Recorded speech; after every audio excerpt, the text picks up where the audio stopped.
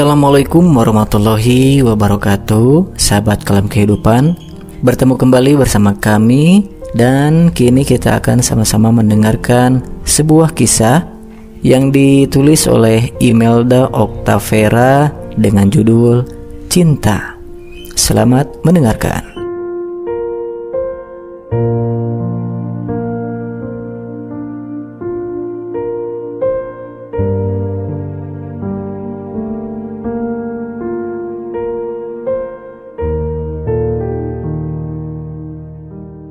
Banyak hal yang telah kulewati, dan sekarang aku tiba di saat ini. Tapi aku sadari, aku masih belum banyak mengerti tentang hidup ini. Banyak tanda tanya di hatiku yang mungkin sampai habis usiaku takkan kutemukan jawabnya. Hidup ini akan sederhana bila kita menganggapnya sederhana. Tapi juga hidup ini akan rumit bila kita berpikir dan menganggap rumit. Hidup berjalan tanpa kita tahu apa yang akan terjadi di hadapan kita. Hanya jalani saja. Tapi kedengarannya terlalu sederhana.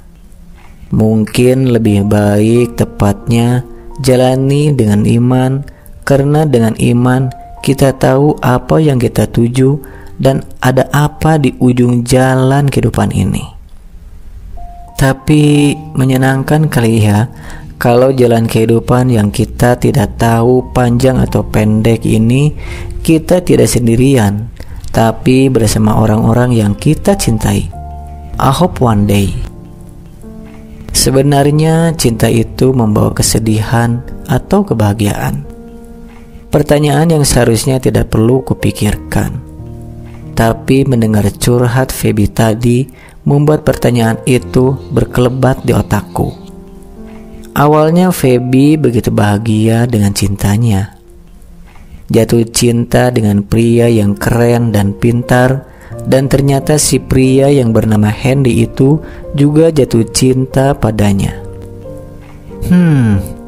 Kisah yang sederhana, tidak rumit menurutku. Dan dimulailah kisah cinta Feby dan Hendy. Raut wajah mereka terlihat bahagia. Namun sering berjalannya waktu, raut wajah bahagia itu mulai terkikis dan lebih banyak terlihat cemberut, dingin, dan sedih. Pertengkaran-pertengkaran kecil pun mulai terjadi di antara mereka. Aku gak mengerti mengapa jadi seperti itu. Cinta manis berubah menjadi rasa hambar. Apakah semua cinta akan semudah itu berubah? Kisah ini menjadi rumit.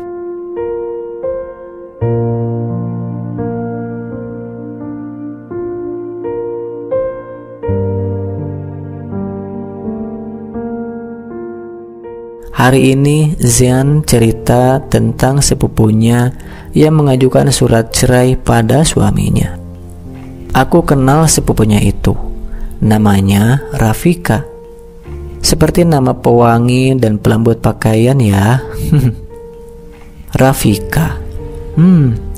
Aku ingat kisah cintanya yang sangat manis.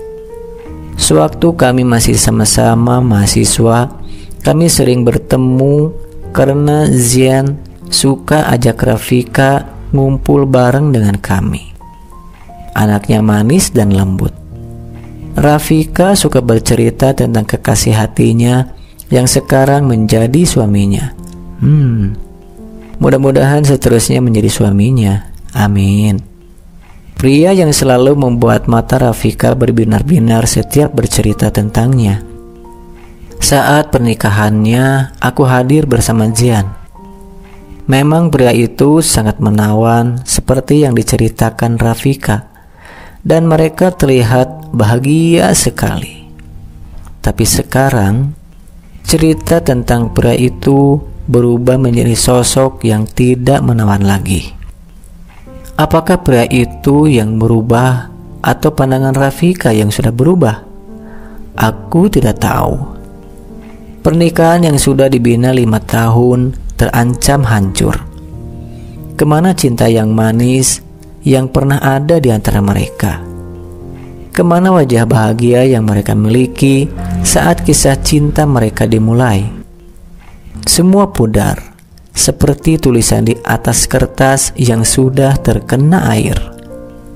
Apakah cinta itu begitu mudah pudar? Kisah ini menyedihkan.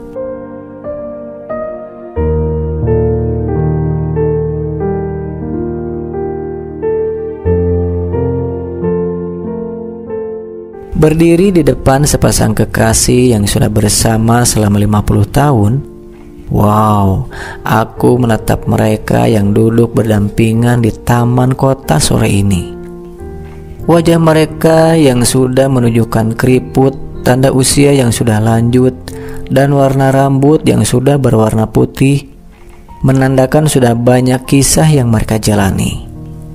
Mereka duduk sambil berpegangan tangan dan terlihat mesra. Aku meminta izin mereka untuk memotret mereka.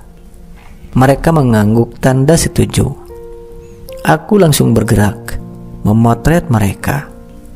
Mereka tersenyum bahagia di bawah sinar surya yang mulai memudar. Potret senja yang indah. Aku bertanya apa yang membuat mereka bisa mempertahankan kisah cinta mereka sampai saat ini. Mereka tersenyum, lalu berkata, "Berusaha untuk menyesuaikan diri dengan pasangan," ucap si kakek. "Mengingat bahwa tidak ada manusia yang sempurna," tambah si nenek sambil tersenyum sambil memandang si kakek yang juga sedang memandang si nenek. Tatapan yang mesra. Aku memotret momen yang indah itu. "Apa nenek dan kakek tidak pernah bertengkar?" tanyaku penasaran. Mereka tertawa. "Memangnya kami ini apa? Benda mati yang tak pernah bereaksi sampai tidak pernah bertengkar?"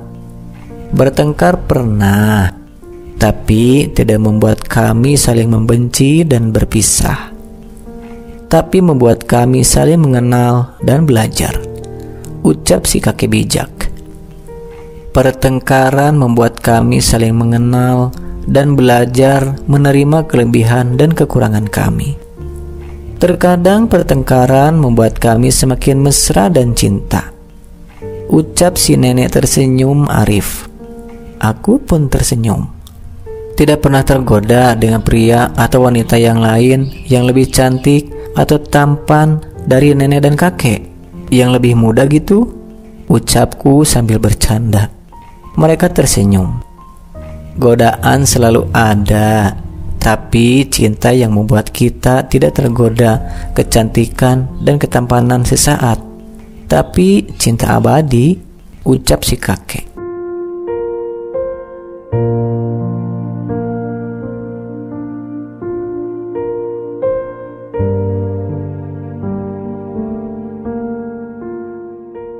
Kecantikan dan ketampanan yang memudar seiring dengan berjalannya waktu tidak membuat cinta mereka pudar. Aku senyum. Pelajaran yang indah di sore ini. Pesan terakhir mereka saat aku hendak pergi adalah, "Temukan cinta sejatimu, dan kamu pasti mengerti apa yang kami katakan saat ini. Cinta sejati bukanlah cinta sesaat," ucap mereka. Aku mengangguk, lalu pergi meninggalkan mereka. Cinta sejati. Aku melangkah di jalan setapak taman ini. Suasana senja yang indah di taman. Sinar mentari yang mulai memudar jatuh di dedaunan. Pohon, rumput, bangku, jalan, dan di semua sisi taman ini. Taman menjadi berwarna kuning kemerahan. Indah sekali. I hope I find my true love someday. Aku tersenyum. Berjalan keluar taman kota. Ternyata cinta tidak hilang semudah air laut menghilangkan jejak kaki di pasir di pinggir pantai. Aku tidak menemukan jawaban pasti akan pertanyaanku. Tetapi satu yang kupahami adalah cinta bisa membawa kesedihan atau kebahagiaan, tergantung manusia merespon cinta itu.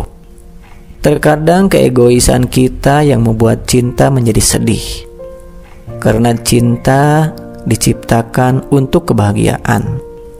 Bahagia bukan berarti kita tidak pernah sedih, tapi bagaimana bisa menerima setiap kisah sedih atau senang dengan ikhlas dan tidak terlalu banyak menuntut. Menikmati hidup yang kita miliki apa adanya. So sweet.